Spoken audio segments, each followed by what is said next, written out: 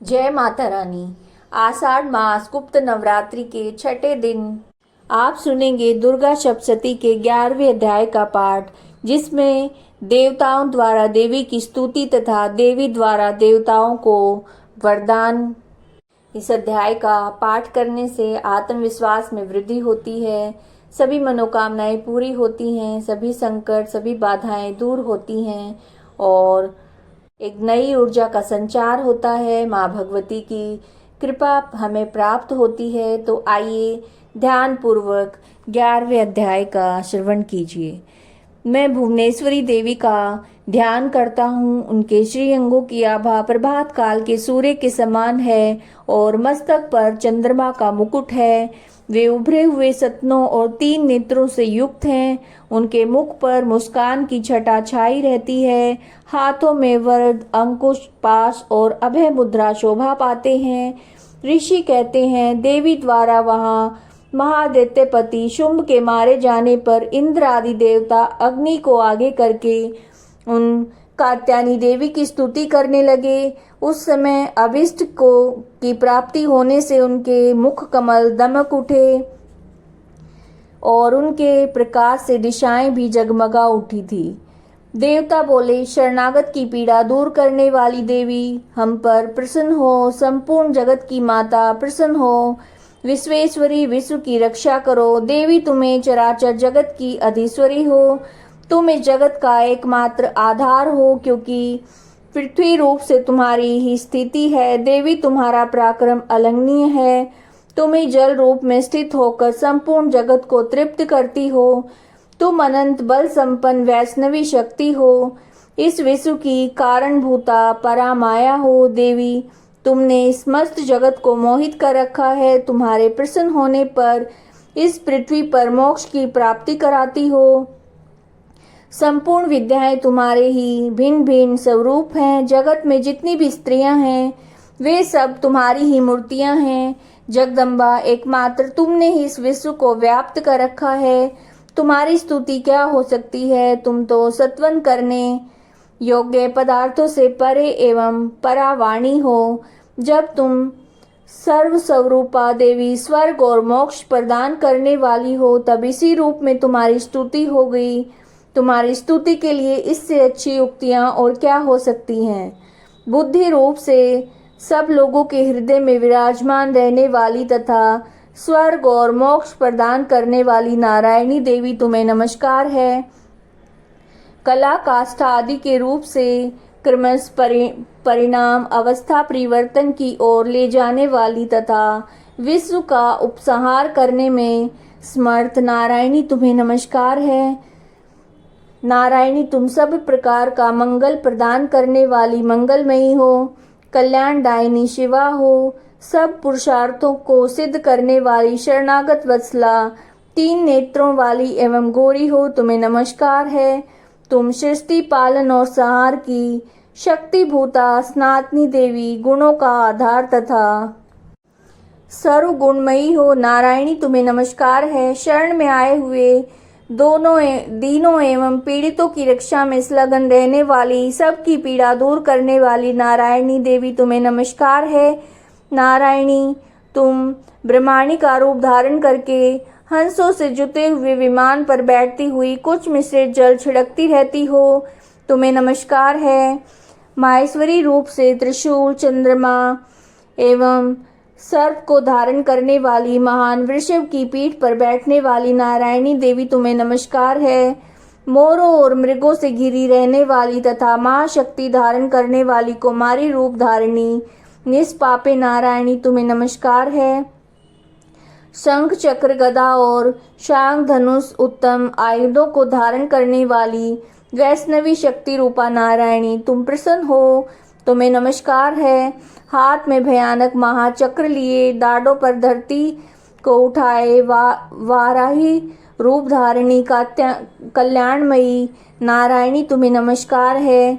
भयंकर नृसिंह रूप से दैत्यों के वध के लिए उद्योग करने वाली तथा त्रिभुवन की रक्षा में संलग्न रहने वाली नारायणी, तुम्हें नमस्कार है। मस्तक पर किरीट और हाथ में महावज्र धारण करने वाली, सहस्त्र नेत्रों के कारण उद्दीप्त दिखाई देने वाली वृत्रासुर के प्राणों का अपहरण करने वाली इंद्र शक्ति रूपा नारायणी देवी तुम्हें नमस्कार है। शिवदूती रूप से दैत्यों की पहली सेना का संहार करने वाली शिवदूती रूप से दैत्यों की महती सेना का संहार करने वाली, भयंकर रूप धारण करने तथा संकट गर्जना करने वाली नारायणी तुम्हें नमस्कार है। दाढ़ों के कारण विकराल मुख वाली, मुंडमाला से विभूषित मुंड मर्दिनी चामुंडा रूपा नारायणी तुम्हें नमस्कार है। लक्ष्मी, लज्जा, महाविद्या, श्रद्धा, पुष्टि, सवधा, ध्रुवा, महारात्रि और महाअविद्या रूपा नारायणी तुम्हें नमस्कार है। मेधा, सरस्वती, वरा, भूति, बाभ्रवी, तामसी, नियता तथा ईशा स्वरूपिणी तुम्हें नमस्कार है। सर्व स्वरूपा, सर्वेश्वरी तथा सभी प्रकार की शक्तियों से संपन्न दिव्य रूपा दुर्गे देवी, सब भयों से हमारी रक्षा करो तुम्हें नमस्कार है। कात्यायनी, ये 3 लोचनों से विभूषित तुम्हारा सौम्य मुख सब प्रकार के भयों से हमारी रक्षा करे तुम्हें नमस्कार है। भद्रकाली, ज्वालाओं के कारण विकराल प्रतीत होने वाला, अत्यंत भयंकर और समस्त असुरों का संहार करने वाला तुम्हारा त्रिशूल भय से हमें बचाए तुम्हें नमस्कार है। देवी, जो अपनी ध्वनि से संपूर्ण जगत को व्याप्त करके दैत्यों के तेज नष्ट किए देता है, वह तुम्हारा घंटा हम लोगों की पापों से उसी प्रकार रक्षा करे जैसे माता अपने पुत्रों की बुरे कर्मों से रक्षा करती है। चंडिके, तुम्हारे हाथों में सुशोभित खड्ग जो असुरों के रक्त और चर्बी से चर्चित है, हमारा मंगल करे हम तुम्हें नमस्कार करते हैं। देवी, तुम प्रसन्न होने पर सब रोगों को नष्ट कर देती हो, कुपित होने पर मनोवांछित सभी कामनाओं का नाश कर देती हो। जो लोग तुम्हारी शरण में जा चुके हैं उन पर विपत्ति तो आती नहीं है। तुम्हारी शरण में गए हुए मनुष्य दूसरों को शरण देने वाले हो जाते हैं। देवी अंबिके, तुमने अपने स्वरूप को अनेक भागों में विभक्त करके नाना प्रकार के रूपों से जो इस समय धर्मद्रोही महादैत्यों का संहार किया है, वह सब दूसरी कौन कर सकती थी। विद्याओं में ज्ञान को प्रकाशित करने वाले, शास्त्रों में तथा आदि वाक्यों में तुम्हारे सिवा और किसका वर्णन है, तथा तुमको छोड़कर दूसरी कौन ऐसी शक्ति है जो इस विश्व को अज्ञान में घोर अंधकार से परिपूर्ण ममता रूपी गड्ढे में निरंतर भटका रही हो। जहाँ राक्षस, जहाँ भयंकर विष वाले सर्प, जहाँ शत्रु, जहाँ लुटेरों की सेना और जहाँ दावानल हो, वहाँ तथा समुद्र के बीच में भी साथ रहकर तुम विश्व की रक्षा करती हो। विश्वेश्वरी, तुम विश्व की पालन करती हो। विश्व रूपा हो इसलिए संपूर्ण विश्व को धारण करती हो। तुम भगवान विश्वनाथ की भी वंदनीय हो। जो लोग भक्ति पूर्वक तुम्हारे सामने मस्तक झुकाते हैं, वे संपूर्ण विश्व को आश्रय देने वाले होते हैं। देवी, प्रसन्न हो जाओ। जैसे इस समय असुरों का वध करके तुमने शीघ्र ही हमारी रक्षा की है, उसी प्रकार सदा हमें शत्रुओं के भय से बचाओ। संपूर्ण जगत के पाप को नष्ट कर दो। उत्पात और पापों के फलस्वरूप प्राप्त होने वाले महामारी आदि बड़े बड़े उपद्रवों को शीघ्र ही दूर करो। विश्व की पीड़ा दूर करने वाली देवी, हम तुम्हारे चरणों में पड़े हुए हैं, हम पर प्रसन्न हो।